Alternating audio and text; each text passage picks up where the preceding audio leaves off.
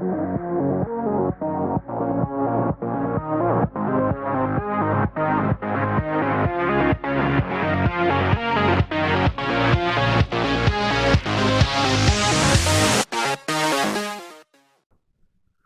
hey everyone, welcome back to my workshop. It has been a fantastic flying season. In fact, I have gone to 4 events already.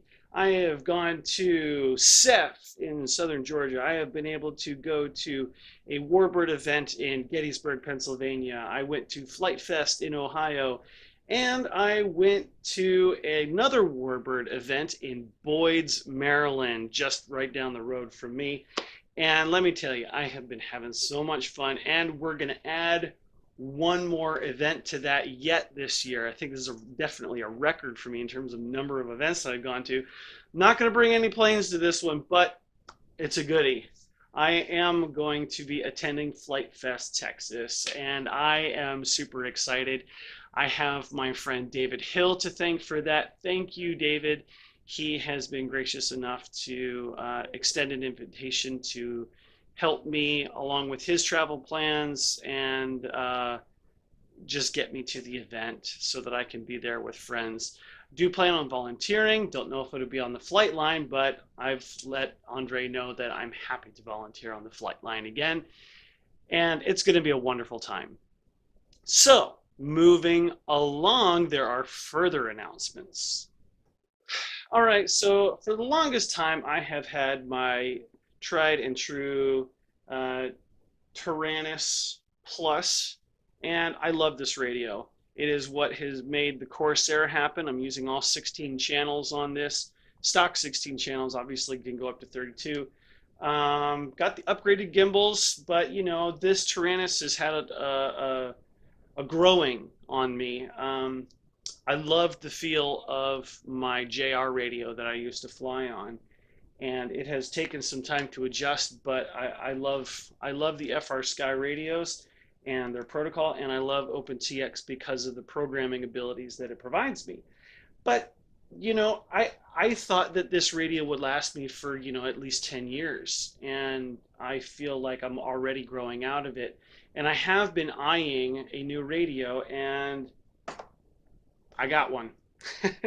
This is the Horus X10S, and the S is special because I got these bad Johnnies. These gimbals, and I got this confirmed by David Vindenstall, that they have the same resolution as the high-tech Aurora 9X, which is David's preferred radio of choice. He says that he thinks that these gimbals may actually be a little bit nicer because they have Hall effect sensors, and I didn't look into it, but he was thinking that maybe perhaps the Aurora 9X still had potentiometers inside. But anyway, I am super excited about flying this radio and seeing how the precision gimbals affect my flying, see if I can improve my flying. And I'm going to start with a couple of oldies but goodies and get some flying in tomorrow. I've got all my packs already charged up, so it's going to be good times. So last on my list, we're getting obviously to the end of flying season, which means we have building season to look forward to. And you guys all know that I kind of do stuff when I get into building season, and that's really what this YouTube channel is all about. The building season is the focus, and you know, I go to these places and fly stuff and crash stuff and get to share with you all the gory mess during the summer, and this winter will be no exception. Now, I am going to give a big shout out to Horizon Hobby. They have really stepped up. They reached out to me when we met up at Flight Fest in Ohio. They were very impressed with the Corsair. Needless to say, the build speaks for itself. I really didn't have to say much other than flick a few switches on the Tyrannus. And they said, hey, you know, let's do a project. And I said, okay. And they said, go look at our site and pick something, and we'll work something out. So what did I pick? Well, some people might like it, and some people may not. In fact, it's still in bubble wrap, but I'm pretty sure you can tell what this is. This is the Hangar 9 P47D, and this is a Razorback. a lot of really interesting history, and a lot of really cool things. Not every P-47D was a bubble canopy. And I think that's one of the driving things that I think a lot of people can learn from this, is that there were Razorbacks on the P-47D. And there's a lot of really cool things that I can build into this airframe because it is specifically the D model. And you know, I'm going to be doing some of the animation things, you know, taking, again, part of what I do when I build is to take what I've learned and apply it to the next build. But what's the next thing? You know, what's coming that I haven't done before? It's a good one this time. I've always loved how a lot of the real eye-catching winners from Top Gun competitions and national competitions, they've got this bare raw aluminum finish sometimes, and they just look absolutely incredible. And that's what really caught my eye. This is a technique that I have never done before. I've never even tried. I've never done it to a foamy. I've never thought to do it because the process is so meticulous. And I thought, wait a minute, this is right up my alley. So I am going to give this a go. Now, that being said, the material of choice that most people have been using is called Flite metal. Been around for a while, and people have really great success with it. I've been able to come across a few key YouTube videos here and there, some articles, some more helpful than others, but I feel like that this is one of those techniques that is really going to be only learned by doing. There's not really a good instructional video, and I'm going to learn along the way and convey that to you, and we'll talk about it as we go. So Flite metal itself is a 1.8 mil aluminum sheet that has an adhesive on the back, and then you peel paper off to apply it, and you burnish it down with something, and then you polish it, and yeah.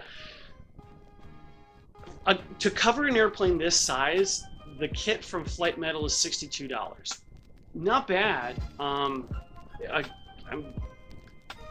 Could it be cheaper? Yes. Could it be lighter? Yes. So I was able to do a lot of research on this material, and I came across a 6-inch wide by 150-foot roll of aluminum, same adhesive backing as far as I can tell, and it was $21. And it's 1.8 mil instead of, or sorry, it's 1.2 mil instead of 1.8 mil. So it's thinner, which means that it's less aluminum, so it's lighter, and it's cheaper by a third. And we're going to have a lot of really great fun learning this technique together. It's going to be awesome. I'm going to go through all of the polishing stuff that I have to do. I've done some experimenting, and you'll see some pictures now while I'm still talking. Again, I can apply these rivets to the surface without having to use the soldering iron, so that will go much faster because I won't have to use 2 hands and worry about burning myself. Panel lines will come naturally because you have to apply this stuff for each specific panel line, and we'll get more into that. Now, the other advantage that I foresee, but I could be wrong about this, with the thinner aluminum, it may be a little bit easier to apply over compound curves. Because it's thinner, it might stretch a little bit more, but that has yet to be seen. I still have to sort of try that. But needless to say, it's going to be pretty fun, and I'm really excited about trying this technique. So moving on, we're going to go through that, and I'm not going to just give you one key thing here and there. I'm going to make this into a series, again, like I did with the Corsair. It's going to be like 2-3 weeks in between. Now, that being said, school is starting soon for my kids, and there's a lot of stuff that goes back into that and helping get them caught up to speed and into their routine. I've also got some work commitments that are going to require me to go out of town, going to Flite Fest, Texas. So you might be a little bit rough start here, but I wanted to let you guys know as soon as possible. This is my barf build, okay? And I'm going to be, along the way, I'm going to be learning my Horus. I'm going to be learning this metal technique, and I'm going to be just enthralled with sharing all of this knowledge with you guys. I think I may actually do a Tyrannus to Horus sort of, what to expect when you're expecting sort of thing. But nothing's set in stone. Schedules fluctuate, so please bear in mind that it takes a lot of effort for me to produce these videos, because number one, I'm a scientist and I'm an airplane builder. I am not a video producer, so please be patient. I understand that I had a video where I was turned upside down. Sorry. Anyway, thanks for stopping by the workshop. I'm Joshua Orton.